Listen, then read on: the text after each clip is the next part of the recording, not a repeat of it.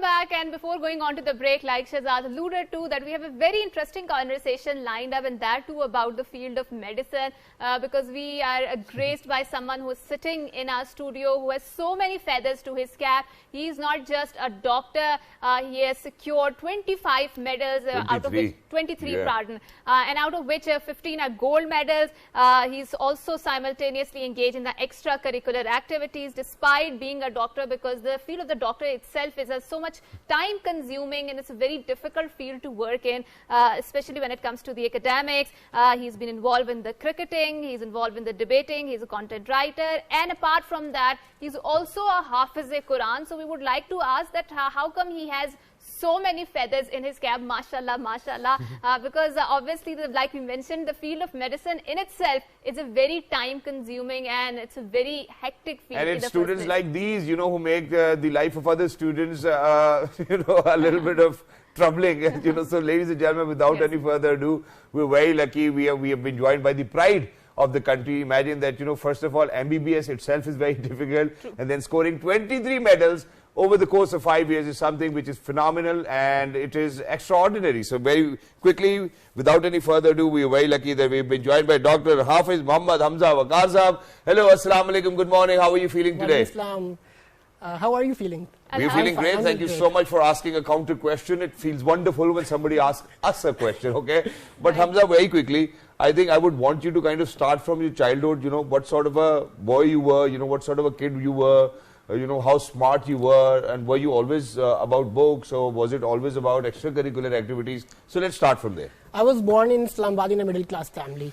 I was too bright for a preschool education. I didn't require any preschool education. I thought you were about to say I was too bright for a middle class family. I was too bright for preschool education. I just got admitted into grade 1 directly, passed the admission test, and I never feel that I am lacking behind other students that I did not acquire any preschool education. Okay. I passed the primary education with the A1 grade and scholarship in federal board. Then I joined IMSB G64 for my higher secondary school education, and I passed that in A1 grade 2. You know, so I would want to, you know, kind of you to share your marks with our audiences as well. So, for example, did you do matriculation or O levels? Matriculation. Matriculation. How much did you score? 93%. 93%. So, out of 850, you scored what? 970 out of 1100. 970 out of 1100. 1050. 1050. Yeah, 1050. So, now let's move on towards HSSC. So, what was your score? I got 980 out of 1100. 980 out of 1100. तो बाकी भी बेटे क्यों छोड़ दिए थे, वो भी ले लेने थे. Okay, that's wonderful. So moving on then. Then I joined Fazaia Medical College, passed the entry test with good marks, and then at the top minute I got admission. And after joining Fazaia Medical College, wait, sorry, I'm going to stop you over here. But you know what happens is that, you know, when you have such a bright child at your house, what happens is that people are eyeing on, you know, public institutions to go to for medical studies. Why would you make your father or mother spend so much money on private medicine school? Why did you do that? Because you were already too bright, so you didn't get the merit in a public institution? There were two reasons actually. First of all, I tried really hard, but I couldn't get admission at Arrival So the merit was too high? Because that was only medical college at my time in twin cities. Okay. So I got admission in Fazaia Medical College that was nearby to my locality, and I had a passion that I should join Pakistan Force. So it was actually... Alhamdulillah. Wow, so that's wonderful. So now you got into the medical school. Then what did you do? When I started in medical school, I was just aiming that I want to score good marks, but that was not the case. It was unexpected to me that you should do very hard. It is claiming more and more hard work from your side. And in the initial years, I was saying to my parents, why you have get me into this studies? I should go somewhere else, because it was claiming more and more hard work, and as a BD student, you expect from yourself more, that you should participate in extracurricular activities, you should score very good, but it was not as expected. So I was really disheartened at that time. So but you did MBBS or BDS? MBBS, right? MBBS. Yeah, MBBS, thank God. But as the time passes, you get to know about the medical education. Every new year comes with new challenges, new subjects. You get into the hospital, you take care of the patients. That feeling of actually goodness come, and that actually really inspired me. I think it's a big relief for the patients to be like, you know, Hafiz sahab aa gaye na, Hafiz, Allah Hafiz. And obviously, Shahzad, it's a very difficult task, especially doing the medicine, and there's so much pressure that you have to juggle with them. And I keep hearing a lot of stories that how people actually, students actually, they're unable to, sustain that pressure, and they break down, and then they go towards this drug addiction and whatnot. So how difficult was it to juggle between that pressure, academic studies, extracurricular? Yes, you can say MBBS is another name for struggle and effort, because the course is unlimited. You have no boundary. You have Gray's Anatomy of this thickness book, and you have to study that. And this is very difficult. So I actually coped up with this, that I set a small targets, not thinking too big that I should top. No, I will say I set the aim of I should top this test, then this block exam, then so this shorter goals. Shorter goals. And I always try to teach other students to help them, so it become easier for me then. Exactly, and I always used to say that, because whenever we used to do the combined studies, and while I was teaching other friends of mine, I would prepare myself better, Yes. So that's something which I have always realized. That's very true. That's very helpful. That's not exactly the case in my obviously, for teaching, you need to understand it first, right? And then you are better well equipped with whatever the subject you are. So now let's tell us about your journey towards being in Hafiz Quran. So what pushed you towards this very learned and bright field? Actually, I was 9 to 10 years old, a boy who had just passed a primary examination. My father called me and my younger brother that I wish one of two become Hafiz Quran. I actually was not taking into consideration that much. But he stacked up all the books of 6th class. He said, if you can learn by heart these all books in 1 year, then why can't you learn Quran in 1 year? So smart too. I accepted this as a challenge, and I, alhamdulillah, completed Hifz Quran in 1.5 years. Wow. And till now, I am reciting the Holy Quran in the Travih from the last 14 years. Oh yeah, it's such a blessing to have you over here inside the studios, such amazing, talented, smart, wise individual. And that's an inspiration, I would say, for a lot of other people. So you also invested in the poetry and reading and writing. So would you like to tell us about this inclination? So what sort of poets do you read, and what sort of poetry you are invested in, if you can recall some of the verses? I was in class 3, and my teacher forced me to participate in a debate competition. I was not interested at all, but there was a culture in government schools that only intelligent students were preferred to go there. So that was actually changing moment of my life. That pushed me towards the arts and literature. At the age of, you can say, 12 or 13 years, I was writing poetry. Just for the, and the inspiration was, I read the poetry of Bahadur Shah Zafar and Mir Taqi Mir and Ahmad Faraz. I said, if they can write this poetry, why can't I do this? Yeah. So I started that, and now I am reading the Allama Iqbal, Mir Taqi Mir, and in the latest poets is Ali Zariun. So can you share a few couplets of your poetry as well? Yes. Please go ahead. I usually write in Urdu language, so it is खुद से किया हर वादा तोड़ देता हूँ, टूटी गलत फहमियों को फिर से जोड़ देता हूँ, क्या मसला है, कैसा मिजाज है मेरा, हर सीधे रास्ते को मोड़ देता हूँ.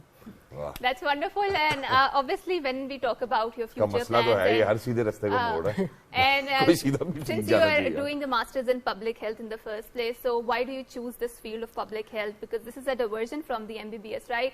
And if someone wants to follow in your footsteps, do you think that has a good scope in Pakistan? And yeah, and please take us through how you divided your time, because you were playing, you were debating, you were doing everything any normal healthy child would do. You were learning, memorizing Quran by heart, you were progressing in your education. So every field, there must be some sort of discipline that you had in your life. So share that routine with us as well. I do follow the fact that Allah has given you abilities. He actually gives you ability to divide the time too. True. So I actually, when it becomes your passion, extracurricular activities, cricket, debating, and badminton, all stuff. So you can take time out of it. So I was usually I usually chose public health, because public health is actually progressing in our country. it is prevention is better than cure, which is not in the case in Pakistani people. So, and it can lead to make the health policies which are not very good in Pakistan, unfortunately. Why would you say that? I think our state managed the COVID really, really well, and a lot of countries failed to understand that disease. I would say so. I think that is the bright feather in our cap as a state, because I don't believe that we are lagging that much behind. I mean, he's still on his learning curve, so I think, you know, we must hear him Public out, health actually progressed in Pakistan from the start of COVID. At that time, we realized that we have less public health consultants like other countries. True. So that was a climax point. Right. So from that one, there is a build of Health Services Academy in Pakistan, and I joined that, and I'm learning there. Wow, it's wonderful. But you know, what are your goals now? Because you know, you're a smart gentleman. We do see that, you know, there's a weaker area over here in a country that there's lack of research. So, you know, we certainly have to rely on other allies to bring in that research. And, you know, just like, for example, COVID vaccine. You know, so obviously we're eyeing out that, okay, now we're going to have this vaccine eventually, that, you know, Pakistan started to make it as well. Right. But how do you think that you can contribute in future towards the health of the entire population of Pakistan? I'm aiming to become an ophthalmologist for now. But as ophthalmology is a clinical field and public health is a preventive field, so I joined both, so I can contribute better than others, because I know what are the problems coming in the clinical health, and then make policies for them. And when you read prevention more than the treatment, then it can lead to the benefit of the patient. True. So it was usually my... But for somebody so smart, obviously they're eyeing out on a profession where they can earn a huge amount of money as well. You know, so you've invested your time, you've worked out every single day. Do you think that being an ophthalmologist is something which can certainly give you what you want? You know, in terms of, I'm very sorry, but that's very material perspective. But, or do you think that, you know, because over here we do have a lot of people living with hypertension, anxiety, stress disorders, you know, neurological disorders. So why not, you know, something else rather than being an ophthalmologist? Because ophthalmology treats the eye. So eye is a beautiful window to this beautiful world. Yeah. And as a doctor, you want patient satisfaction. If you are treating oncology, hematology, sorry to that, but the patients are treated very less. And there is a number of morbidities. So in eye, it is not the case. If you get cataract, we can treat it. If you get glaucoma, if your vision is lost, then you can't see God forbid, anything. we do not want anybody to lose their vision. But what I'm trying to say over here was that you know, since you're too smart, I'm not trying to change what you have decided, your discourse of your future. But what I'm trying to convince you is that since you are a very smarter child, I think that you really need to kind of work on something which is very rare, because now you've highlighted it yourself that, okay, unfortunately with other illnesses, there's a higher failure chance. So why not, you know, invest your time in somewhere where there's higher failure chance, and with your contribution, that failure is going to change into success.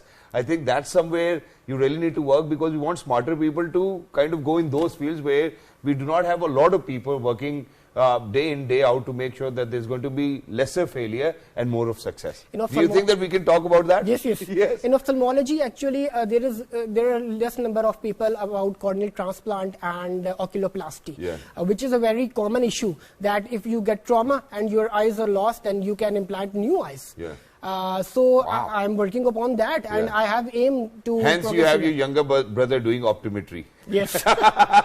So I think they're very well thought and well planned.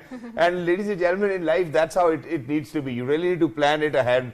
And, you know, his younger brother is over here. You know, he's recording his interview. It's wonderful to see how brothers are supporting each other, the entire family. So how was the entire setup within the family? You know, so your mother, father, obviously you're going to be all support for you. But what about other cousins? यार कि हमजा तू तेरी वजह से हमें भी भाई number ज्यादा लाने पड़ते हैं. You know, so were you a tension for them, or were you that one of those cousins, you know, who would tell them, बेटे metric है, तेरा result आ गया, तेरे इतने नंबर आए, something like that? No, actually they all were supporting, because my cousins are actually good in studies. We have a good family, about good educated family, so everyone was supporting. One of my cousins complained once, but I make him understand that it is your problem, it is not my problem. I can help help you a lot in studies, but I if have you're not set, performing, yeah, that's your problem. I have set bigger aims in my life, and I have to achieve that. And I think that's a very difficult question to answer in the first place. If someone is saying that, you know, because of you, we are getting a lot of pressure and you need to perform well. But वो doctor वकार के बेटे को देखो कितने अच्छे number लेकर आया है. अब वो बाकी सब देख रहे हैं कि भाई अब्बू आपके कितने नंबर आते हैं, you know, what were you scoring? And you know, any parent you would ask, you like, whenever they're going to tell you this, you know, look at their child, you know, he's performing or she's performing so well. Number one, there shouldn't be any comparison. True. But as soon as you ask your parents, हम तो first आते थे, अरे भाई सारे first आ रहे थे तो फेल कौन हो रहा था उस time? That's true, and thank you so much for pointing it out. But thank you so much, Dr. Waqar, for coming here and having this very interesting conversation. And we are super proud of you. We are Yes. super proud of you. Yes. 23 medals, that too in a course of 5 years. Hafiz Quran, making sure that you're going to debate, you're going to represent Pakistan, making sure that you're going to keep yourself healthy, life on track, having friends, going out with them. It's a very normal life and at the same time a very high achieving end life. When it actually kind of inspires a lot of people out there to do that, because if you can do that, anybody else can, right? Alhamdulillah. Right. And with that, we will say goodbye and Allah Hafiz and wrap up our segment. And once again, thank our worthy guest for coming here. So until next time, it's a 1, 2, 3, good morning. Have a great day. Learn from Hamza.